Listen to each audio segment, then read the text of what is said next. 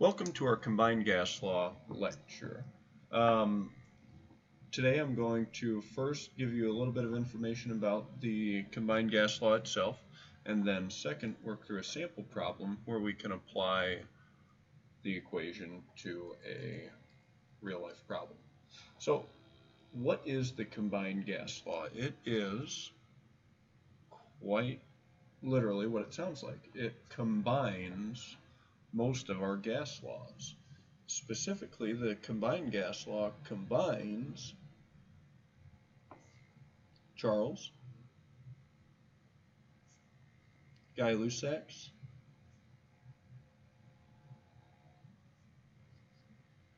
and Boyle's laws.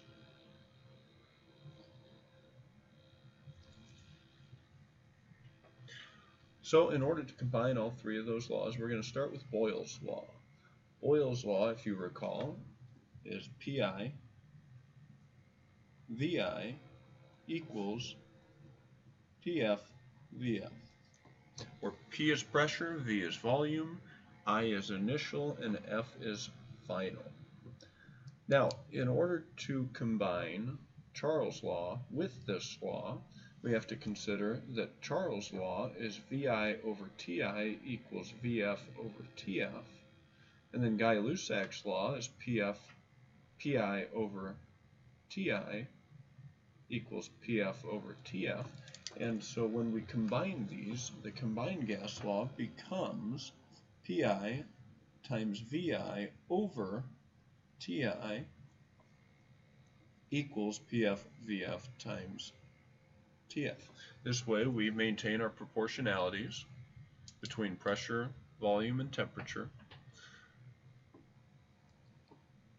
and also so that we can determine the changes in pressure, volume, or temperature if we're given the other variables. Among the gas laws, unless you are tested over the names of the gas laws, I recommend spending the most time memorizing this one. And here's why. Suppose that you are given a problem where you are given an initial pressure and an initial temperature. You are asked at constant volume to determine the new pressure of a system at a certain temperature. When I hear the words constant volume, what that means is that this variable is not going to change. So we can eliminate this, and then, holy cow, we've got the equation that we need. Or suppose that the question tells us that we held temperature constant. Then we just eliminate the temperature variable and we've got the equation that we need. So, as I mentioned, unless you're being tested over the names of the laws, memorize this one, because from this one you can derive the rest. Additionally, if you do notice that something is at, for example, constant temperature, if we say that temperature is held constant, so I'm going to work through over here off to the side, we're given a Pi of 1.05 atm, a Vi of 450 milliliters, and a Ti of 298 Kelvin. Then Pf being what we're looking for, Vf being 225 milliliters, and then Ti being 298 Kelvin. Now when we plug all this in, and I'm going to plug it in over here off to the side, when we plug all this in, we end up with 1.05 atm times 450 milliliters over 298 Kelvin equals Pf times 225 milliliters over 298 Kelvin. What's the first thing that you're going to do? first thing you're going to do is cancel out the 298 Kelvin. So if you're able to recognize the temperature is held constant, you can see that your first step is to cancel out that 298 because it's present on both sides of the equal sign. And since it's present on both sides of the equal sign, we can remove it. So this equation of the gas laws of the Charles, Guy-Lewis, Saxon, Boyles I find most important because we're able to get whichever equation we need based on the variables that were given to us. Alright, so let's actually break this equation apart and use it in an example problem. Our example below is a toy balloon has an internal pressure of 1.05 atm and a volume of 5 liters. If the temperature of the location where the balloon is released is 20 degrees Celsius, what will happen to the volume of the balloon when it rises to an altitude where the pressure is 0.65 atm and the temperature is negative 15 degrees Celsius? Now, in terms of units, the most important thing that we need to remember is that the units for temperature must be Kelvin. This is because we need an absolute scale. If we have negative numbers under the denominator for the temperature, then our answers will not be correct. And so Lord Kelvin developed the Kelvin scale so that we can have our absolute scale so that we don't have negative integers. And so we will convert our temperatures to Kelvin.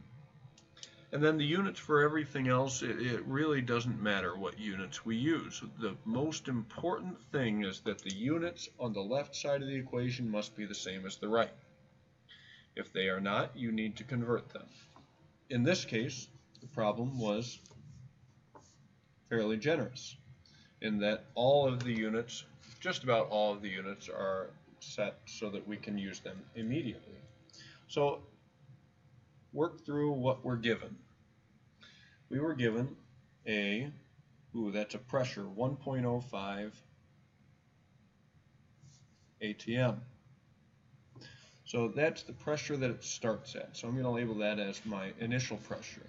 And a volume of 5 liters. The word "and" indicates to me that that initial pressure and volume go together. And then next we have our initial temperature, which is 20 degrees Celsius. In order to convert that to Kelvin, we're going to add 273.15, and that gives us 293.15 Kelvin. Next, in a different column, I'm going to put everything that is a final pressure, volume, or temperature.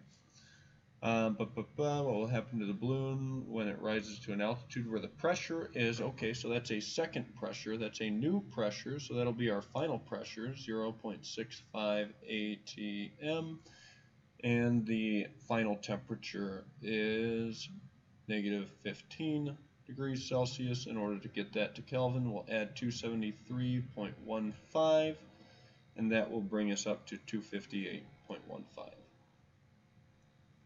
Get rid of that negative number. And then we are looking for our final volume.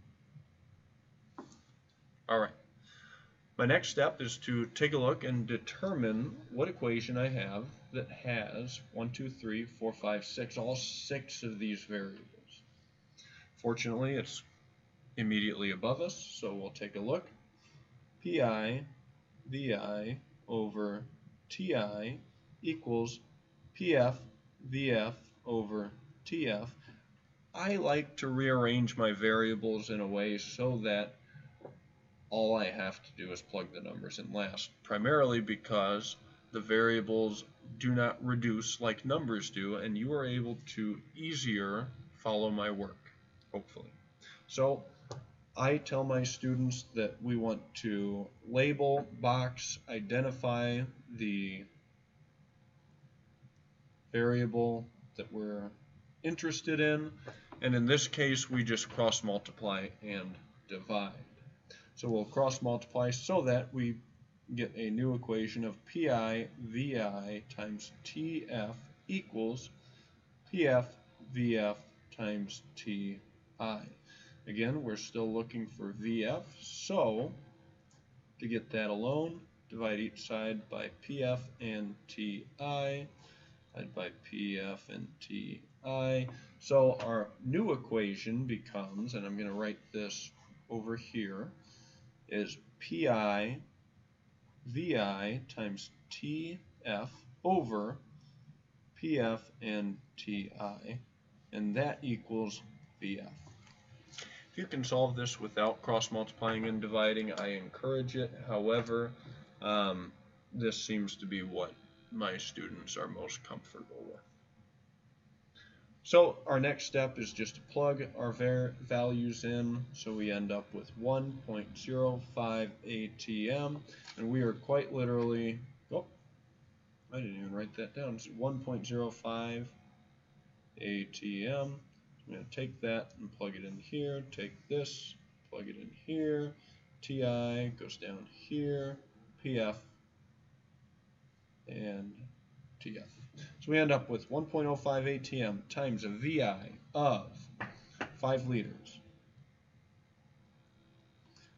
times a TF of 258.15 Kelvin over PF 0.65 ATM times TI, which is 293.15 Kelvin.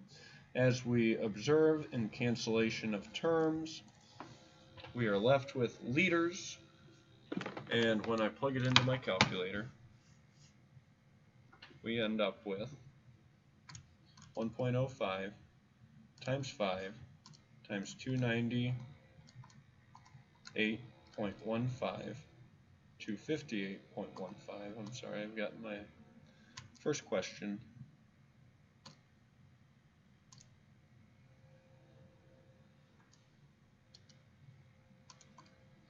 .65 times 293.15. We end up with a final volume of 7.11 liters. And actually, if we look at sig figs, simply 7.1 liters. All right, hopefully this was helpful.